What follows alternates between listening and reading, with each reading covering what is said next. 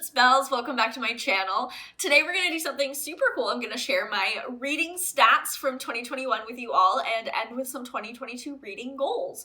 We're gonna start with the Goodreads stats and then go through to the storygraph stats because I am on both, mostly because I think Goodreads is a great social platform and I know a lot of you guys are on Goodreads, but I prefer storygraph in like the way it's set up. There's a couple hundred of you that are new that I've seen in just the last month or so I also thought this would be a great way for you guys to kind of like get to know my reading styles. I'm very aware that this is the end of January and I'm a little late on this, but I don't care. I'm doing it anyway.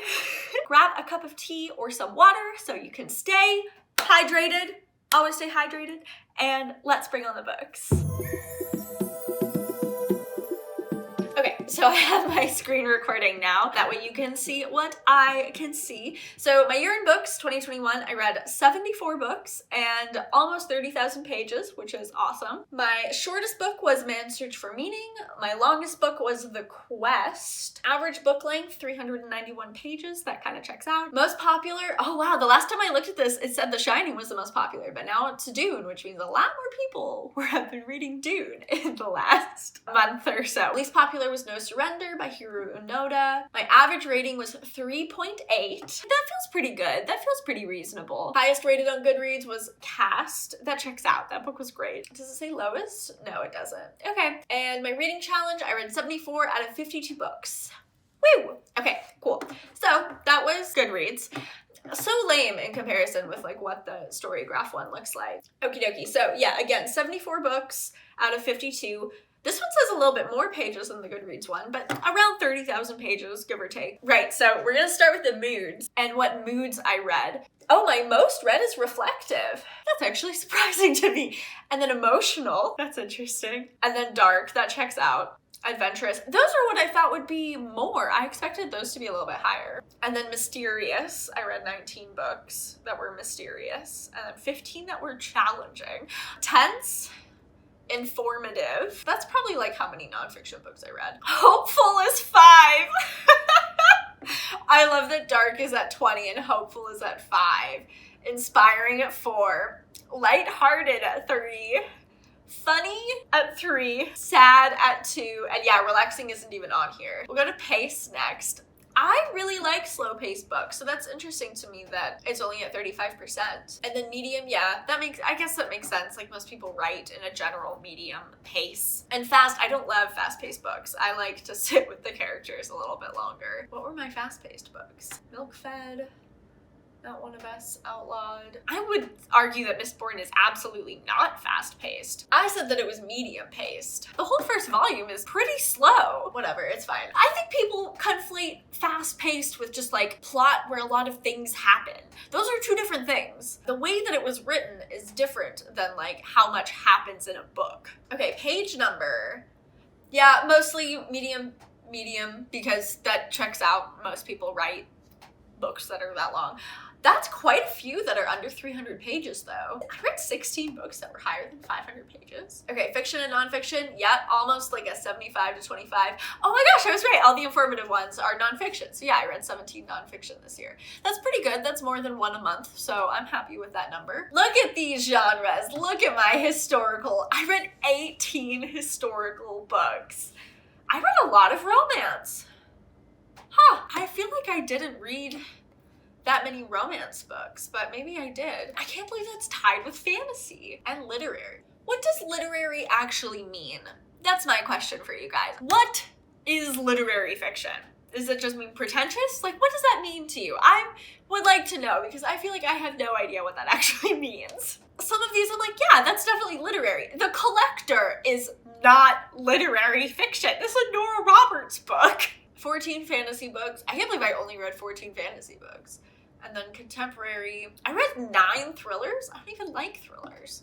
I liked 2 out of these 9 books because I don't like thrillers. Surprise, surprise. I only read 8 LGBTQ books. That is a number I'm not super happy with. I would love for that to be higher. This year, that's embarrassingly low. I read 5 classics. Good for me. I don't read a lot of classics, so that's pretty cool. Feminism. Only 5 books about feminism? Okay, but like Once and Future Witches is obviously feminist.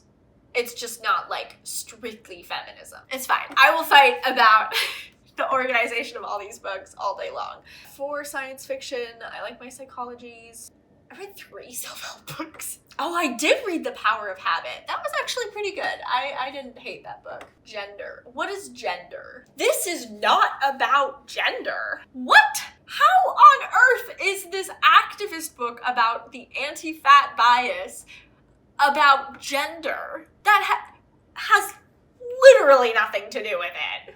I'm mad. Fight me. I could fight someone right now. I read one young adult book. Which one was it? Oh, Poison Study is young adult. Yeah, that makes sense. Magical realism is a category. I only read...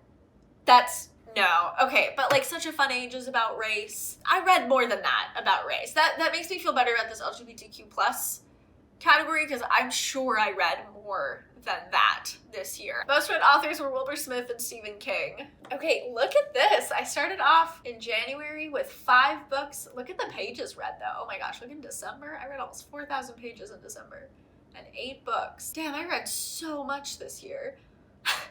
This is like mind-boggling. 74 books is so much. I don't know if I've ever read that much in a year since, I don't know, maybe since like high school. So my lowest page count was May, which I only read 1,500, but that's because I was in exams. And still, only 1,500 is like pretty good. And then my most was definitely December, which makes sense because I was traveling and it was the break and I took a vacation from YouTube. I took a vacation for everything. I just sat around and read books for like 2 weeks. Okay, so my average rating is 3.88. What did I give 0 stars to? That's so funny. I don't think I have a review on here. I don't know how I gave it 0 stars, but I gave this book 0 stars. That's so funny. All my 5-star books. If you haven't watched my video where I go through all of my 5-star rates of the year, you should go check it out because it's super fun to like go and revisit all of these books that I really loved. I want to round this video off with kind of going over like my 2022 reading goals. So I already mentioned I want to read more LGBTQ plus books, more books about race, definitely more just like activism centric books. I didn't look and see how many authors of color that I read or how many Indigenous authors I read. I don't think it was enough. And so that's something I'm going to be really active about this year. I read a lot of fantasy, so I'd like to read fantasy from different voices. I really, really, really enjoyed reading horror books last year. I just definitely would like to read more horror books. I set my reading goal for 2022 at the same, at 52 books. I think 1 book a week, like I read more than that last year and I might read more than that this year. I might not. And then channel goals, I would love to get monetized at some point.